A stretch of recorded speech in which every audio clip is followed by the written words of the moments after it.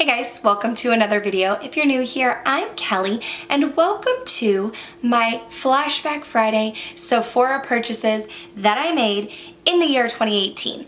So this is part 2 in my Flashback Friday series. I will link my first video right here where I talked about my inspiration behind the video. I go through my 2017 purchases and I let you know why I'm starting in the year 2017, and then we're now in 2018 and next Friday we will go to 2019. But definitely check out that video to get a little bit more information about how this series came to be. But this is inspired by Mae Beauty, so I'm going to link her channel down below. My last video was pretty long. This one is probably going to be even longer because there are more purchases, so why don't we jump into it?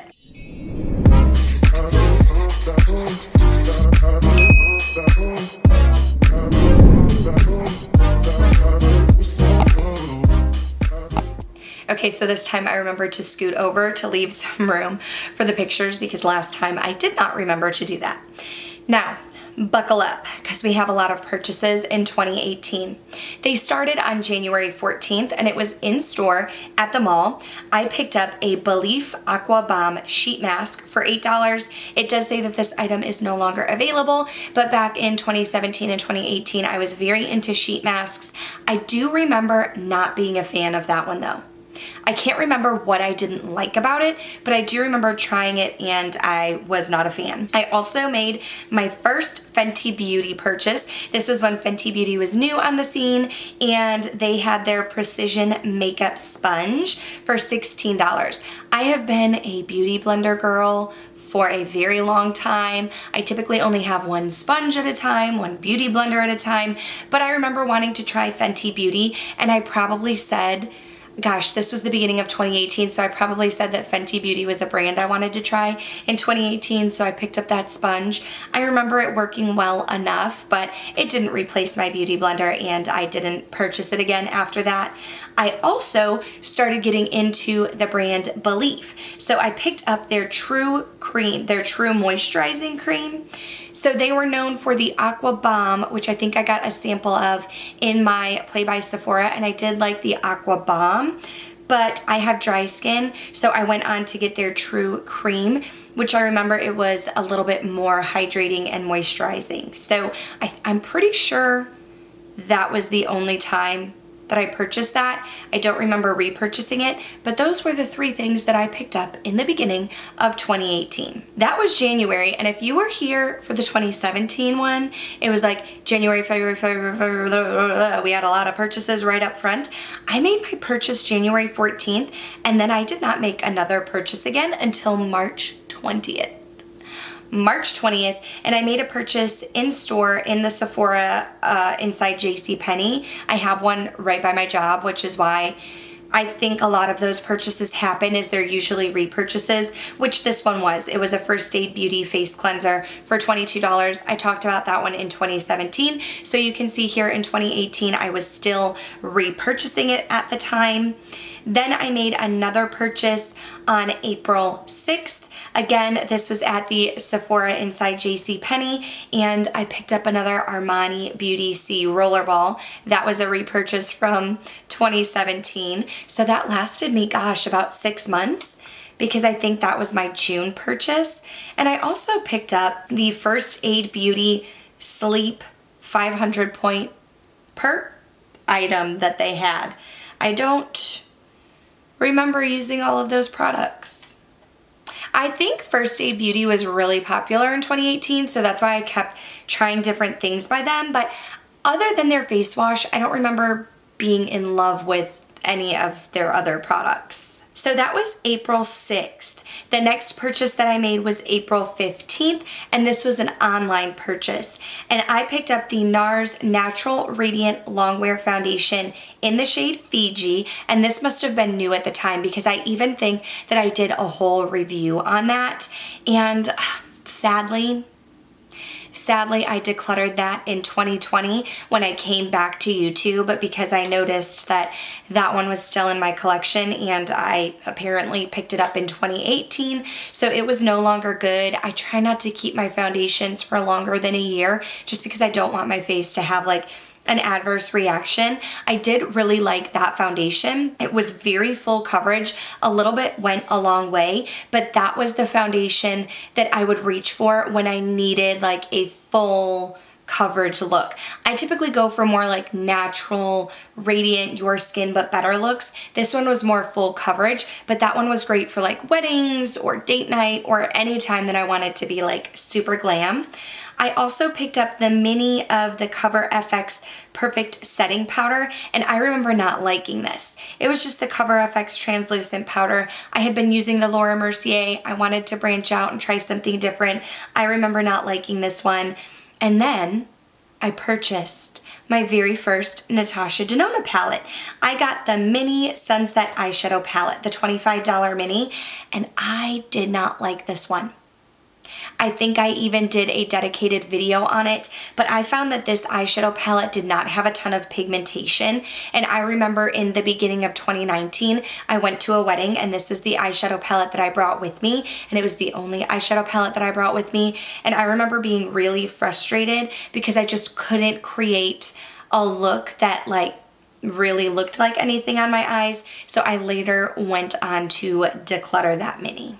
Then I went on to make another purchase on April 23rd, just some repurchases. So I picked up another beauty blender, the Beauty Blender Nude. Like I said, I typically only have one at a time. I use them for like 6 months to a year and then I throw it away and I purchase another one. So I'm guessing that's what happened here, except it was probably well over a year because nowhere in 2017 did it say that I purchased a beauty blender. So that's interesting. So I had my beauty blender repurchase, and then in 2017 you saw that I purchased a smaller size of the Shiseido facial cottons, but this time I purchased the 165 sheet package of the Shiseido facial cottons, and as you can see, they were $10 at the time, but I'm pretty sure they're $12 now. The next purchase that I made was again online. It was May 22nd, and we repurchased the Caudalie Moisturizing Toner, and then I purchased the Laura Mercier Translucent Setting Powder. I'm pretty sure this was a repurchase for me. So back in 2015, in my favorites video that I just revisited in January, I talked about liking the Laura Mercier Under Eye Brightening Powder, but then I stopped liking that so much because it had little like sparkly flecks, and I'm not a glitter gal, so I ended up transitioning over to the Laura Mercier Translucent Powder. I must have done that maybe in 2016 because we didn't see that in my 2017 purchases, but I did get a full size and a small size before. So this was me purchasing another full size of the Laura Mercier Translucent Powder. That takes us into summer. July 11th, I made another online purchase. I ended up getting the Josie Moran Argan Cleansing Oil. This was based off of my friend Smag's recommendation. She really liked that cleansing oil. I tried it and I remember not liking it. I feel like, if I'm remembering correctly, it left like a greasy film feeling on my face. And even though I double cleanse, I use a cleanser and then like a face cleanser after that, I still remember not liking this. So I don't remember if I returned it or if I gifted it to Smags, but definitely was not a fan of that one. And then I picked up the Kiehl's Creamy Eye Treatment with Avocado, and this was July. You'll see later on I pick up another eye cream. So I purchased this one, but 2018 was the year I got pregnant. At this point in time, I wasn't pregnant, so I picked this up off of some recommendation on YouTube, but then you'll see in some later purchases as I go through my pregnancy journey, I did a lot of research on skincare products that would be safe for pregnant skin. So I ended up changing out my skincare routine a lot. Okay, so that takes us into August. And August 17th, I made a purchase at the Sephora inside JCPenney, and I picked up a Fresh Soy Makeup Removing Face Wash.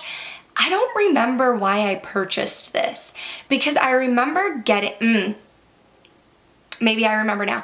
I remember getting smaller sample sizes and not loving it because although it was a gentle face cleanser, it was horrible at removing makeup. But on August 17th, I knew that I was pregnant, so that's when I began researching products that were safe for pregnant skin. So I ended up purchasing that because I'm pretty sure that was on the list. And that's when I found out that the First Aid Beauty was not considered pregnancy safe according to this list. My doctor did not tell me any of this. I talked about this before, but before the pregnancy that I'm referencing, at this time I was pregnant with Brielle. I did get pregnant. I did find out I was pregnant in April of 2018, and I had a miscarriage in May, ended up needing surgery in June, and then I got pregnant with Brielle shortly after. So whereas I didn't have a lot of anxiety for the 1 month that I was pregnant the first time around, the second time I was very much like doing my research, not eating and drinking things that I shouldn't. And I mean, this was like, I have anxiety in general, but like if someone on the internet said, don't use this face cream, I wasn't going to use it. So that's where I'm coming from at the time. If you are pregnant, I am not saying to follow my directions. I'm not a doctor. My doctor didn't tell me about this website. It was just something I stumbled across, and I went down a rabbit hole trying all of the things. That's a really long-winded answer for why I picked up that face wash, but I don't even think that I used it all. Because then 10 days later on August 27th, I went in again and my skin was very dry. My skin's dry in general, but my skin was very dry during pregnancy, and Argan Oil was listed as safe. So I picked up the Josie Moran 100% Pure Argan Oil Mini because this was when I stopped using my Origins Nightamins Night Cream. It was very thick and I felt like I needed a little bit more hydration at nighttime, so I picked up that mini. I also, even though we just purchased the Kiehl's eye cream the month before, I picked up the Drunk Elephant Shaba Complex Firming Eye Serum because Drunk Elephant was on that safe list that I found. So I ended up switching my eye cream from the Kiehl's to Drunk Elephant at that time. Then I made a purchase online at the end of September 29th, and I picked up the YSL Tushy Clot Blur Face Primer. I ended up returning this. I remember trying it and it had a silicone feel. So here's what I think happened. I had a mini of the Guerlain primer with the gold flecks in it, and I remember using that up and liking it. So I think I was trying to find something similar, and people had been raving about the YSL Tushy Clot primer. So I went and picked that up, and it did give me a blurring effect, but it had a very silicone texture, and for my dry skin, I didn't like that, so I ended up returning it. On October 6th, I went to the mall, and I picked up the Smashbox Photo Finish Primerizer Mini. Now, I think I tried this when it first came out, which must have been maybe in 2016 or earlier, because I think when I purchased it this time around, I was trying to make myself fall in love with it. I didn't love the Primerizer, but so many people raved highly about it. So I wanted to try it again, so I remember getting the mini again, and it was never something that I went on to purchase. I feel like it just wasn't hydrating enough for me. Perhaps if you had normal skin and you wanted a primer that just gave you a little bit of moisture, this would work well for you. I know Smashbox primers used to be all the rage, but for me, this primer didn't end up working. I wasn't a huge fan of it. On October 27th, I went on to purchase the Becca Cosmetics Shimmering Skin Holiday Kit. It was their set of 4 little mini macaroons. It came with the Prismatic Amethyst, with Rose Quartz, with Opal, and with Vanilla Quartz. And out of those 4, I only have Vanilla Quartz left. I ended up giving Opal to my best friend Snags. I feel like Opal was a little bit deeper on my skin tone, whereas Vanilla Quartz was lighter, and that one worked better for me. And then recently I shipped off the Rose Quartz and Prismatic Amethyst to my friend Steven of Fortitude, Steven Ford here on YouTube. He was new to the makeup game, and I had these 2 that were just sitting in my collection, and I kind of wanted to cut down on my highlighter collection, so I shipped them off to him. So I only have 1 from that set, but that was their holiday set at the time. November 4th, I made a purchase online, and it must have been the Sephora VIB sale because I picked up the Marc Jacobs Undercover Perfecting Coconut Face Primer. I do remember really enjoying that one. It was very hydrating. I also picked up my very first Charlotte Tilbury blush. That was back when I wanted Pillow Talk, but I didn't get Pillow Talk when it was out in limited edition, and then it went away, and then it came back and Smegs got it for me, but I couldn't get the Pillow Talk at the time, so I got the one that Nicole Guerrero was raving about, and then I purchased the Hourglass Ambient Lighting Bronzer Mini. This was a bronzer that Smegs had, and I thought it looked really nice on her, so I picked up the mini. I still currently have it, and I don't have pan on it, so it's in my 2021 project pan because I like using up my makeup. I really do. So that is currently in my project pan, but my guess is that I picked those 3 things up because it was the sale. I also went in store to the JCPenney Sephora by my work on November 13th and picked up another ABH brow definer. Repurchase, that's what I'm still using for my brows. And then on December 11th, again, went into the JCPenney Sephora and repurchased another Josie Moran 100% pure argan oil. I really liked that. It worked well with my pregnant skin. It was very good at hydrating, and again, it's just argan oil, so really safe on the skin. And the very last purchase that I made online on December 15th, and I picked up the Jouer Cosmetics Blush Bouquet in the shade Adore, but I didn't get this for me. I got this one for my best friend Smegs. It was her Christmas gift and she really wanted it, so I picked it up for her. And I only know that this was the one that I got for Smegs because if you stay tuned for 2019, you may see that I purchased it again. But that is going to do it for this video. Those were my 2018 Sephora purchases. If you're enjoying this Flashback Friday and just hearing about the makeup that I've picked up, go ahead and give this video a thumbs up. Let me know in the comments down below if you have tried any of these products. Are you still using them? Are you still loving them? Do you remember any of your 2018 Sephora purchases? Make sure you're subscribed before you go because next Friday is going to be the conclusion and we are going to revisit my Sephora 2019 purchases. I'm not going to do a Sephora 2020 purchases because, well, I'm sure we'll talk about it more in 2019, but I ended up having my daughter taking like 14 months off of YouTube, and I just kind of got back into makeup last summer 2020, so I probably don't have a ton to share. Anyway, thank you guys so much for watching, and I will see you in the next one. Bye.